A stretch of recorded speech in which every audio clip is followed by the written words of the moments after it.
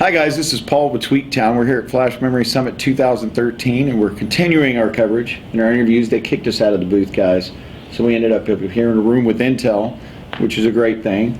We've been taking a look at their S3700 series SSDs, doing some testing in RAID. There will be an article shortly.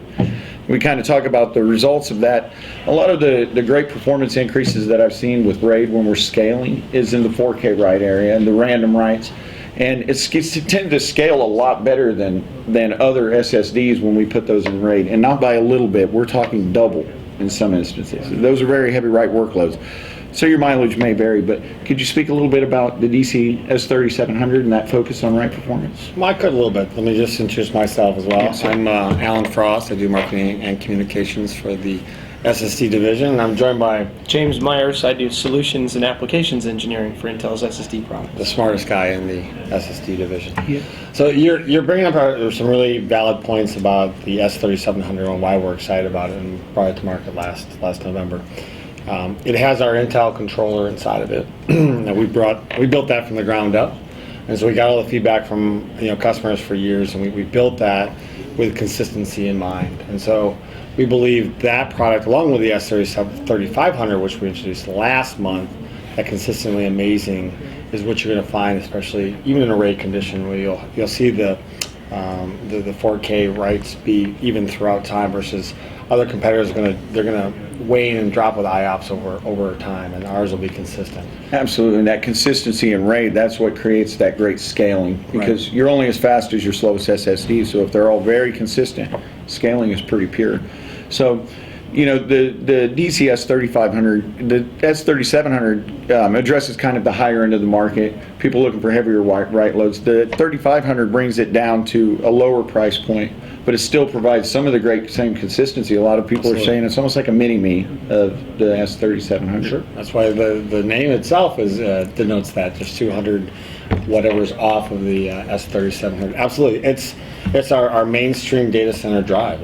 We learned a lot with the Intel SSD, the 320 series. We were not expecting the 320 series to be such a hit in the data center. A lot of folks in the data center wanted a high write or a high read intensive, not a high write intensive environment. So those high reads and a large capacity, they swooned after the 320 series. So now with the S3500 series, you get a better performance. You have the consistent performance. It's a great drive. Yeah, and the price coming down, offering that lower price point, kind of speeds the adoption of these SSDs. The cheaper they are, the more widespread they're going to become. But right now, SSDs only make up 3% of the data center. They're projected to be at, I think it was 12 or 15% by 2015. So there's going to be some great growth. What do you feel is some of the barriers to adoption of SSDs in the data center right now? Well, what often happens with the data center CIOs and the architects, they're a little bit nervous and they're reluctant to take on new technologies. They want to understand it, and they also need to understand the business value. And so one of the things that we really try to do at Intel is to make sure that the business value is clear. Our general manager, Rob Crook, said that the performance changes are mind-blowing, from hard drives to SSDs. So he says, what would it be like if you could fly to Shanghai in a minute instead of 10 hours? Well, that's what the SSD brings to the data center. But that said, is my application going to be 1 minute, or is it going to be 2 minutes, or is it going to be 7 hours? Do I really get that benefit? So we focus on demonstrating the solutions. As an example, putting our S3500s into an Exchange server and using some of the configurations that are already there to tier the data, to use the hot data in the SSDs and the cooler, lukewarm data in some hard drives behind it with the automatic tiering that's already there in Exchange. And you can make mail submission times take 1/6 the amount of time, or from 600 milliseconds down to 100 milliseconds. And less power too. Yeah, and another advantage of these type of solutions that goes unnoticed a lot of times is higher CPU utilization. People are paying high licensing fees per core, so if you have low utilization, you're not really utilizing your license to the full extent. So when you accelerate this, you get peripheral advantages just from accelerating your workload. No, there's no question about it, and it brings that whole virtualization angle in as well. You can definitely carry many more VMs per server because you can get the storage I/O out of the way. Absolutely, and any increase in density is, it's exponential, because you're looking at less floor space, cooling, power. Kind of a no-brainer. Well, it's exciting. The usages in the data center started out all as search, and And we heard from the Microsoft guys talking about their Bing product and how they use SSDs to equalize the search out. But now we're seeing it just in general databases in people's labs or in their engineering environments, and they're moving them into their production environments. So that 3%, we see it growing exponentially. We got to get across the chasm to make sure that it's both easy to understand the value as well as easy to implement. Absolutely. Because still the default is a hard drive, so the mindset is what size hard drive should I put in my server. So Absolutely. one of our challenges is to change that mindset.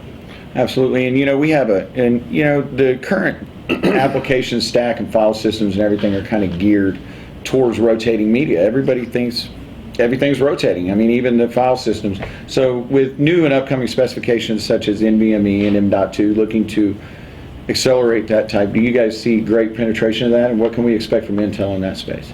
Well, NVMe definitely has a huge amount of benefit in terms of reducing the latency through the stack, making things work faster and getting the benefit out of your SSD.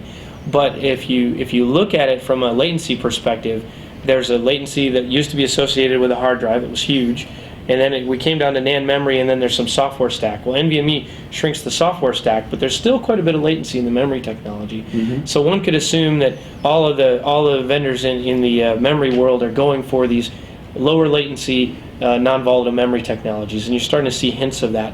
NVMe is really going to enable those to shine, and it's going to be pretty fundamental in terms of how it changes the platform going forward. Absolutely, and it's interesting. The last 20 years, everybody's been trying to get storage away from the server, and now they're trying to bring it back in. Instead of putting it on the other. It was interesting at this conference. It was kind of almost the death of the SAN, as it were. Now, SAN's not going to go No, away. they're not. But there were an awful lot of people talking about how distributed direct attached storage now, because of SSDs, makes a huge amount of sense.